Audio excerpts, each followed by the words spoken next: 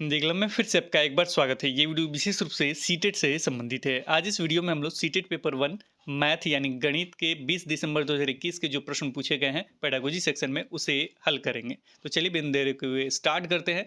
बहुत ज़रूरी है क्योंकि एग्ज़ाम जल्द ही है।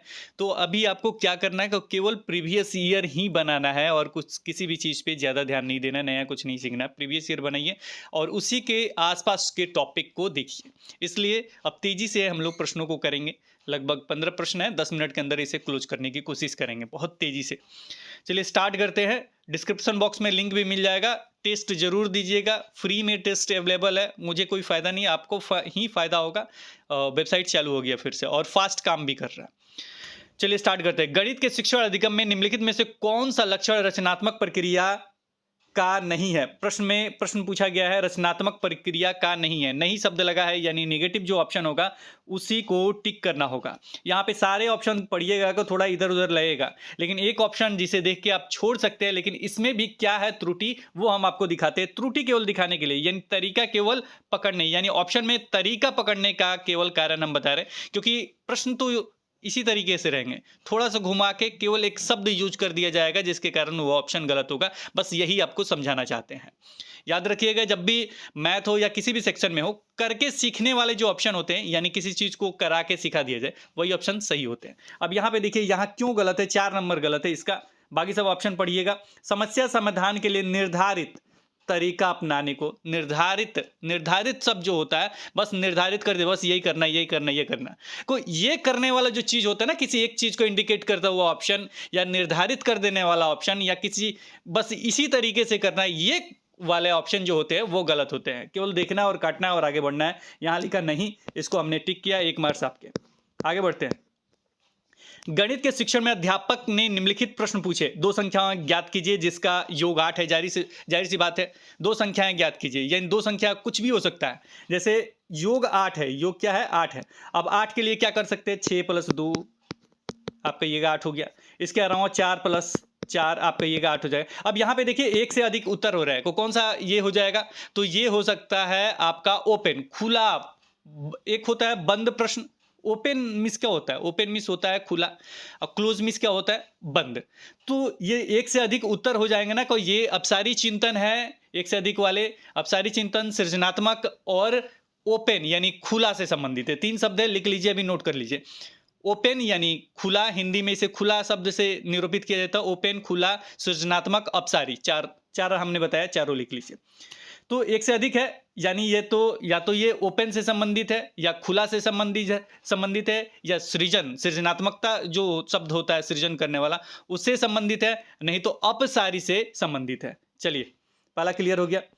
अब यहाँ पे उस त्रिभुज को खींचिए जिसकी परिमाप क्या है, 50 सेंटीमीटर है। और 50 सेंटीमीटर परिमाप आपको समझाएं कभी, यही दिक्कत है। परिमाप मतलब इसका माप, ठीक है, ये फिर कभी समझा देंगे। इतना याद रखिए, इसका भी जो उत्तर होगा 50 सेंटीमीटर। त्रिभुज को खींचिए, छोटा बड़ा कुछ भी हो सकता है, सबका अलग अलग उत्तर हो जाएगा। तो इसका भी कितना हो गया, 4 ऑप्शन सही हो सकते हैं। आगे बढ़िए।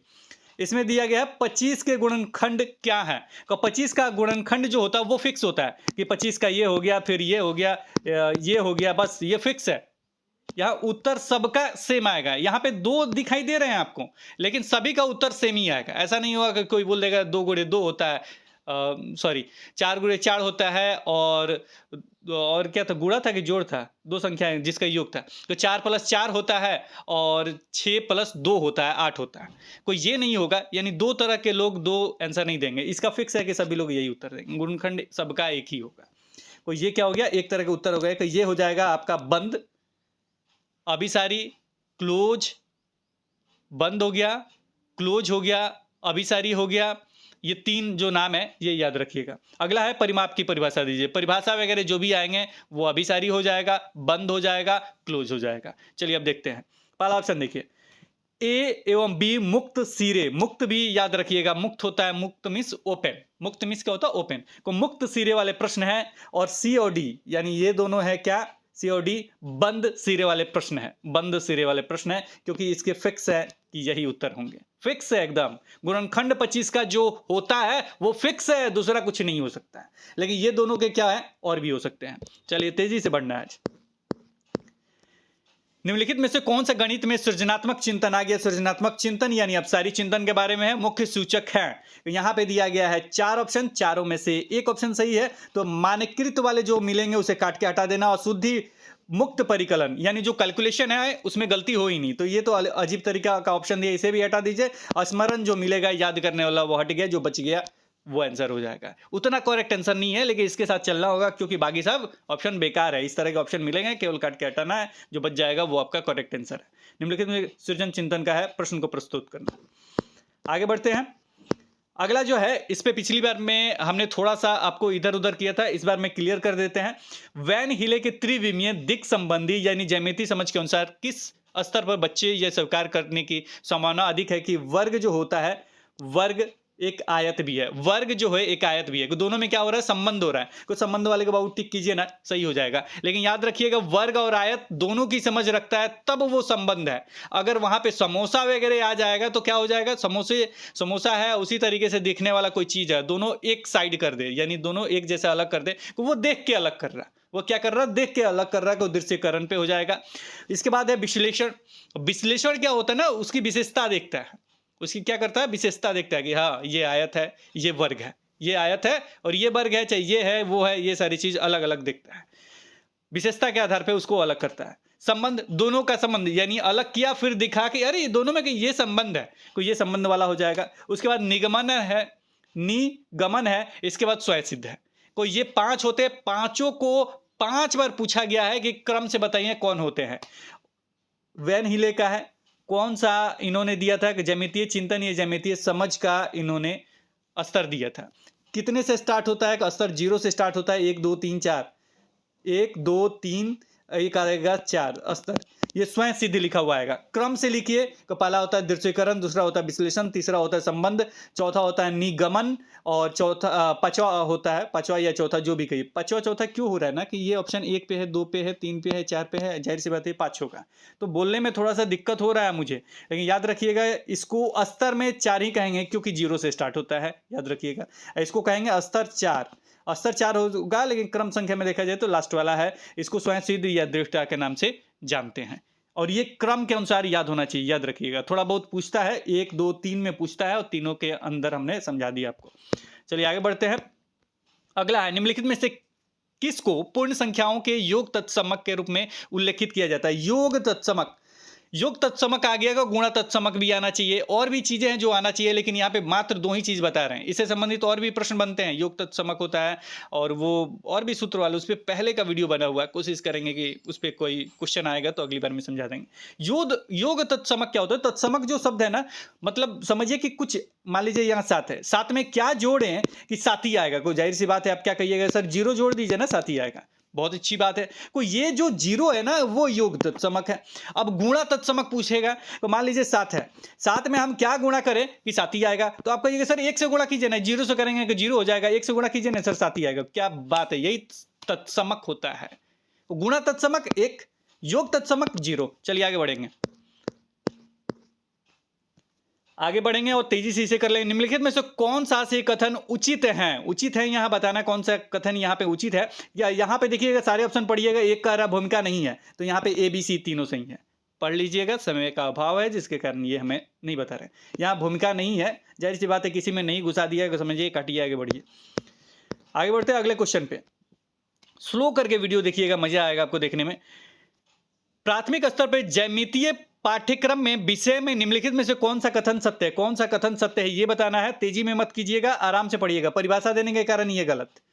इसके बाद पहला है, ज्यामितीय को 2 आयाम यानी 2D आकृतियों जैसे ये तक सीमित रखने के कारण ये गलत। जो बचेगा करेक्ट आंसर यानी केवल C। कुछ नहीं करना, देखना है, केवल टिक करना। हमको तो 10 सेकंड लगेंगे, क्वेश्चन को पहचानूंगा, टिक करूंगा, आगे बढ़ जाऊंगा। देखिए कैसे काटा, सीमित देखा, काटा, हटाया, परिचय देखा, काटा, परिभाषा के परिचय वगैरह की बात कहा, काटा, हटाया, जो बच गया करेक्ट आंसर। एक ही बचा ही है, तो कुछ करना ही नहीं, पढ़ेंगे भी नहीं है। चलिए, सड़क विक्रेताओं दुकानदारों द्वारा प्रयोग जाने ये वो चीज होता है, दुकानदार जो भी भाषा वगैरह प्रयोग करते हैं वो क्या है, कौन सा कथन सत्य है, ये पूछा गया है। 3 ऑप्शन है, तीनों में से एक सही होगा। कौन सा है? पहला इन्होंने कहा है लाभदायक नहीं है, हटाइए। असंगत और अस्पष्ट है, हटाइए। भाई वही तो दैनिक जीवन में हमें जाके प्रयोग करना है। 2 ऑप्शन कट गया, बाकी जो बच गया करेक्ट आंसर है। ऑप्शन नंबर C क्या नहीं है? ऑप्शन नंबर C 4 पे है। चलिए करेक्ट आंसर, वैकल्पिक तरीकों को विकसित करने में सहायक होते हैं। कट खट तेजी से कीजिए, जितना तेजी हो सकता है उतना तेजी से क्वेश्चन आंसर हल होंगे। अब कोई गलत नहीं होगा। निम्नलिखित में से कौन सा क्रियाकलाप द्वारा विद्यार्थियों को त्रिविमीय विवेचन, यानी इसको कहा जाता है दिक् स्थान संबंधी। दिक् स्थान संबंधी क्या है, पहले से ही दिमाग में स्थान वगैरह के बारे में चर्चा हो जाएगा, हाँ ऐसे खींचना है। कुछ जो चित्रकार वगैरह होते हैं, जैसे हमने पढ़ाया था आपको एक ये जो इनका था, क्या नाम है उनका, बहुबुद्धि का सिद्धांत किसका है, उनका सिद्धांत जब पढ़ा रहे थे तो एक आता है दिक् स्थान, स्थान से संबंधित, दिशा वगैरह से संबंधित, ये सारे उनके हमने एक एक करके पढ़ाया है। उसको आपने देखा होगा, को यहाँ पे टिक कर। दिक् स्थान में क्या होता है, पहले से दिमाग में सारा चीज फिट हो। मूर्तिकार वगैरह सब होते हैं, चित्रकार वगैरह वो सब होते हैं। तो देखिए चित्रलेखन हो गया, टिक किए आगे बढ़ जाएंगे, कुछ नहीं करना, बाकी सब गलत। नेट पे पहचानना, क्यों पहचानेंगे भाई, नेट पे खोज करेंगे, पहेलियों को हल करना, ये सारी चीज गलत है। दिक् स्थान मतलब समझिए कि पहले से मेरे दिमाग में फिर चित्रलेख करना गया, ऐसे ऐसे बनेगा तो ऐसे बनेगा। चलिए अगला है 3 गुणे 5 के गुणन का परिचय देने के लिए निम्नलिखित में से कौन सी विधि उत्तम है। जाहिर सी बात है जो रचना करने से संबंधित होगा, करके सीखने वाला जो ऑप्शन होगा, टिक करना है, बढ़ना है। बाकी पाठ करना है, ज्ञात करना, अभ्यास करना, काटिए हटाइए आगे बढ़ी। अगले क्वेश्चन, विद्यार्थियों को गणितीय संक्रियाओं पर आधारित समस्याओं का समाधान करने सीखने के लिए निम्नलिखित में से कौन सा कथन संतोषजनक नहीं है। नहीं पूछा, 4 ऑप्शन है, चारों में से क्या करना है, जो गलत है उसको चुनिए। वास्तविक समस्याएं वास्तविक होनी चाहिए, छोटी संख्या वाले सरल उदाहरण को पहचान लीजिए, विभिन्न मूर्त सामग्री की सहायता लेनी चाहिए। केवल मिल गया मुझे, काटेंगे हटाएंगे आगे बढ़ेंगे। पूछा नहीं, यहां मिला मुझे केवल, काट दिया हटा दिया आगे बढ़ेंगे। कितना सेकंड लगता है क्वेश्चन हल करने में, केवल मिला, यहां देखिए नहीं है, टिक करो आगे बढ़ो। पढ़ना आपका काम, कुछ है ही नहीं मैथ में। कहते हैं कि मैथ सर बता दीजिए। निम्नलिखित कथनों में से संख्या 4 का प्रयोग गणन संख्या के भाव में हुआ। गणन मीन्स क्या होता है, गिनती वगैरह में भाग हुआ है। इसमें देखिए ये है, इस समारोह में 4 टीमों ने भाग लिया, बाकी सब एक जैसे दिखेंगे, काट के हटा दीजिए। जैसे चौथी मंजिल पे है, मेरा चौथे पुत्र है, चौथा अध्याय रुचिकर है, तो ये एक जैसे है, ठीक है, चौथा मंजिल ये वो। लेकिन यहाँ पे 4 भागों ने, टीमों ने भाग लिया, तो ये कैलकुलेट करेंगे हम, इसमें क्या गणन सारा चीज होगा। आगे बढ़ते हैं अगले क्वेश्चन पे। सूद कथन को पहचानिए, जो इसमें सही है। सूद मतलब क्या, जो इसमें सही है वो पहचानना है। चलिए यहां पे देखिएगा, तो यहां पे आंसर आपका होगा गुणनफल भागफल का प्रतिलोम में। गुणनफल जो होता है भागफल का प्रतिलोम में, आप कहिएगा, जाहिर सी बात है ये सही है। बाकी 3 ऑप्शन क्यों गलत है ये भी जानना जरूरी है। कोई एक संख्या को दूसरी संख्या से गुणा करने पे सदैव मान बढ़ जाता है। बढ़ेगा कैसे यार, 1 से गुणा करके देखो ना, बढ़ता है नहीं बढ़ता है। एक संख्या को दूसरी संख्या विभाजित करने में सदैव मान कम हो जाता है। 1 से भाग दे के देखो ना क्या होता है, खुद ही पता चल जाएगा। एक संख्या को 10 दशमलव वाले को गुणा करके 10 से करो ना, इकाई स्थान पे शून्य आएगा कि क्या आएगा, पता चल जाएगा। तो बच गया डी नंबर का, डी कहाँ है, चौथे नंबर पे, करेक्ट करो। अगले क्वेश्चन पे 59 नंबर कर दिया हमने 60 क्वेश्चन। निम्नलिखित में से शुद्ध कथन को पहचानिए। शुद्ध कथन इसमें पहचानना, कौन सा सही है ये पहचानना है। 4 ऑप्शन है, चारों में से एक सही है। परिणामों का अनुमान गणितीय कौशल नहीं है, नहीं के कारण इसको हटाइए। इसके बाद है गणितीय मानक सूत्रों की, सूत्र वगैरह की चर्चा हटाइए। गणित यांत्रिक के कारण ये गलत है, जो बच गया करेक्ट आंसर। गणित में नमूनों की पहचान शामिल है, यांत्रिक कार्य प्रणाली नहीं है बाबू ये, बस जो बच गया करेक्ट आंसर। पढ़ लीजिए क्या है। 60 नंबर क्वेश्चन, इसको भी कर दे, कुछ करना ही नहीं, क्वेश्चन भी हमने नहीं देखा और टिक किया और ये समाप्त। लगा आपको कि कुछ भी है मैथ में, सीटेट पेपर 1 मैथ में पूरा क्लियर हो गया, एक भी प्रश्न बचेंगे नहीं बाबू। हम कोशिश कर रहे हैं आपको फास्ट में फास्ट आपको कराएंगे, कोशिश नहीं पूरा जिद है कि इस बार आपको क्रैक करा देना। फिलहाल इस वीडियो में इतना ही, फिर मिलेंगे एक नए वीडियो के साथ, तब तक देखते रहें, बने रहें द क्लब पे। धन्यवाद, बाय बाय।